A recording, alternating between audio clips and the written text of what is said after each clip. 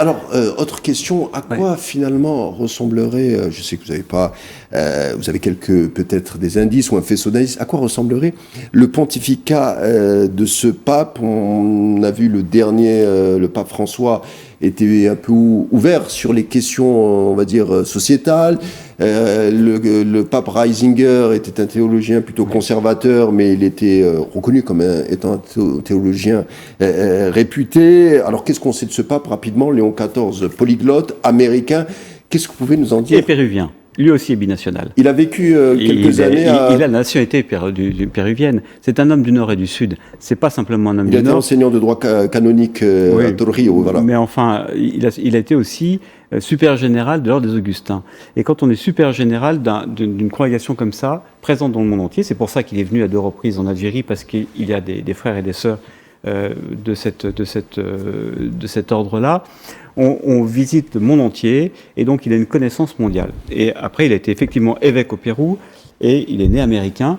Et cet homme, c'est un homme extrêmement calme, c'est un homme de paix. Et c'est pour ça qu'il a été élu. Donc je l'ai élu. Voilà, vous y étiez, hein? J'y étais. Je peux te dire, j'y étais.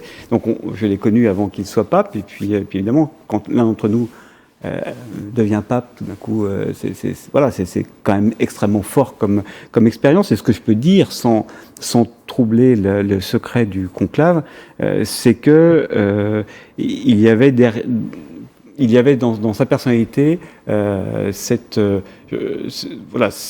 de paix. Et donc, il est, à mon sens, chaque époque a son pape. Voilà. Et chaque époque est nécessaire, et pour l'Église et pour le monde. Le pape François était un pape effectivement extraordinairement ouvert aux pauvretés, au monde, et c'est un homme qui a dû enfoncer quelques portes. Voilà. Et ça faisait du bien. Il a fait rentrer de l'air. On sentait qu'il fallait après un pape qui soit dans cette même ligne, mais avec un autre caractère, beaucoup plus consensuel. Et voilà, c'est lui qui est là maintenant.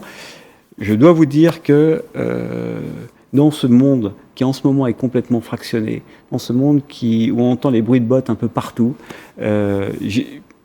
j'espère qu'il ne sera pas le pape d'une guerre mondiale, parce que vous le craignez? Il porte cette paix. Ce qui est étonnant, c'est que oui, je le crains. Oui, je le crains. Bien sûr que je suis inquiet pour notre monde.